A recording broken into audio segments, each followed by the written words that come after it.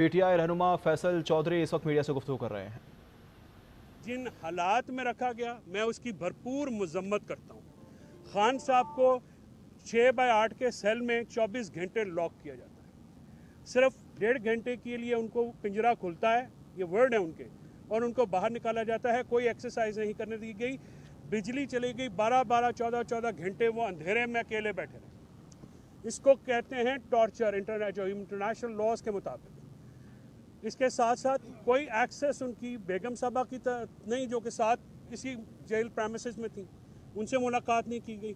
So much हो कि उनकी बेल की खबर तक नहीं दी गई। ठीक है, उसके साथ उनके मैं खान साहब की जो शेव जो है वो नहीं है। खान साहब अल्लाह का शुक्र है, he is in high spirit. इन तमाम मुसीबतों के बावजूद उन्होंने कौम को अपने हकूक़ के लिए लड़ने का जो है पैगाम दिया, और उन्होंने ये कहा कि उनके अपने वर्कर्स पे वो फ़ख्र महसूस करते हैं, और लीडरशिप को कहा कि आपको वर्कर्स को फ्रंट से लीड करना चाहिए, और पब्लिक का जो सेंटिमेंट है उसको साथ आप चलें। आप वर्कर्स ने जिस तरह से मारे कहीं हमने बताया, इंतज़ार पंजोता साहब की गुमशुदगी पे उन्होंने बहुत कंसर्न शो किया। इसके साथ साथ आमिर मुग़ल साहब की, नईम पंजोता साहब की, आलिया हमजा, बाकी जो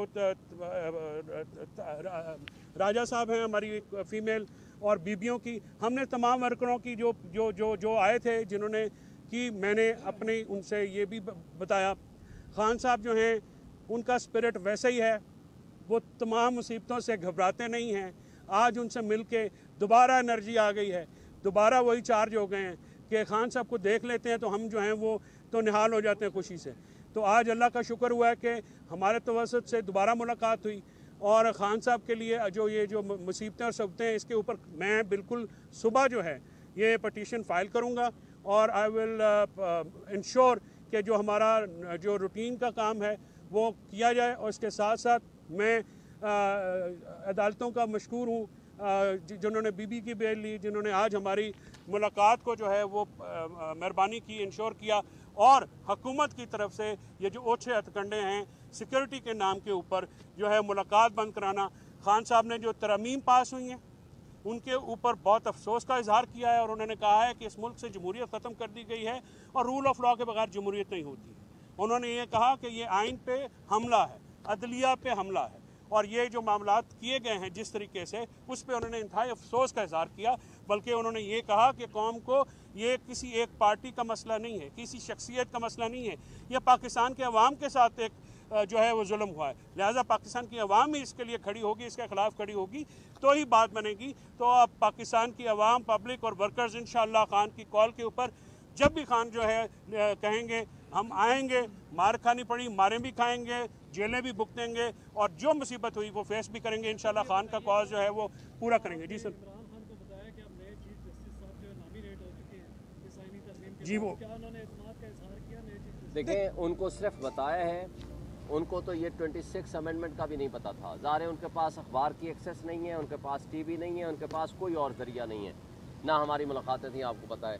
ये 26वीं आनी तरमीम के बारे में उनको बताया, और उसके नतीजे में याया अफरीदी साहब की अपॉइंटमेंट के बारे में भी बताया, तो उन्होंने अफसोस का इजहार किया। और दूसरी बात, जो मौलाना फजल रहमान साहब का भी पूछा उन्होंने कि जी उनकी पार्टी ने वोट दिए कि नहीं दिए, वो भी हमने बताया कि जी उन्होंने उनको वोट दिए हैं।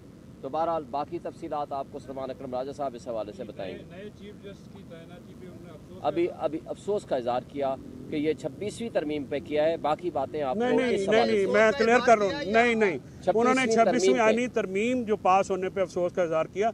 नए चीफ जस्टिस के बारे में उनको इतला दी गई, उस पर उन्होंने कोई कमेंट नहीं किया है, कमेंट नहीं किया। और वो सलमान साहब आपको बताएंगे। आप जरा समझिए कि एक शख्स जो 3 हफ्ते के बाद 2 बंदों से मुलाकात हो, आप वो नॉर्मल कोई ड्राइंग रूम में तो नहीं बैठे हुए ना, कि ये गुफ्तगू जो है आज जो ज़्यादा जो है फोकस था वो उन गिरफ्तारियों, उन जुल्मों से और जो उनके साथ होने वाली थी।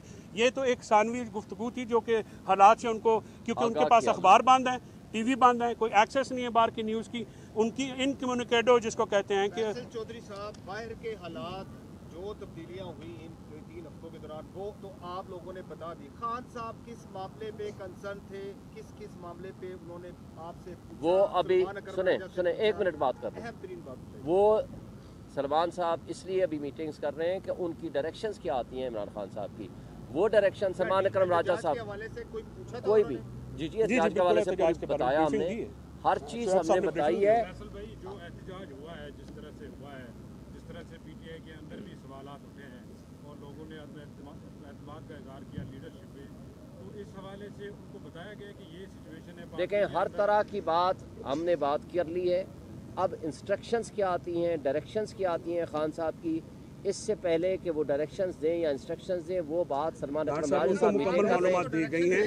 किस बात पे ज्यादा मलिक साहब मैं आपको बताता हूँ जो कंसर्न आपका सवाल है। दो तीन बातों में थे, मैं एक बात जब करता एक सेकंड, मैं आपकी इजाज़त, बड़े हैं, इजाज़त ज़रूरी है। रावलपिंडी में पीटीआई रहनुमाओं की मीडिया से गुफ्तगू।